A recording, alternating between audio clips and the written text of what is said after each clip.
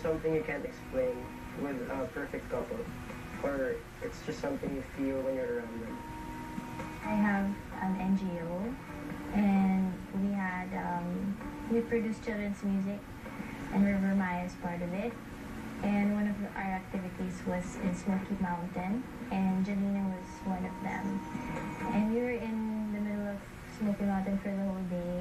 It was hot, and syempre the kids were excited to see her.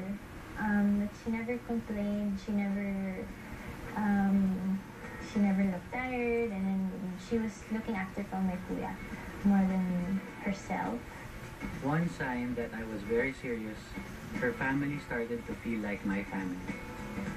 Hindi naman ako masyadong naniniwala sa science, no? Pero marami rin akong mga pinagpapray na kung para sa akin, ibigay sa akin ang buo. Nakita ko na nakasundo niya agad yung mga kapatid ko. I know it must have been hard for him kasi medyo, yun na nga, magulo kaming family. Hindi kami soft-spoken, di ba? Hindi kami tahimik. So, nakita ko naman yung effort niya ba na mag-adjust sa amin. Kasi yung tita, hindi talaga, like yung ugali niya, yun talaga, hindi siya nag-change for him. Parang napabeta. Kanakan to ay. Bakit mo nga ba masasabing bagay ang dalawang tao? Beyond na yung qualities niya, yung iniisip ko nun, kumbaga, alam ko na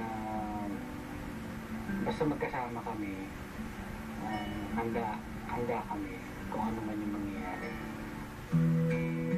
Iba-iba yan para sa iba't ibang mga tao. Pero para sa akin, wala nang mas bagay na maging katuwang ko sa buhay, kundi ang best friend kong si Mark.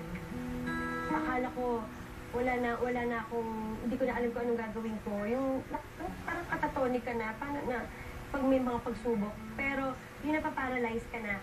Pero siya yung kumbaga mamasahihin ka niya, kaya mo yan, ganito lang yan. So, explain niya. Alam ko na habang buhay namin yung gagawin na magkakampi kami.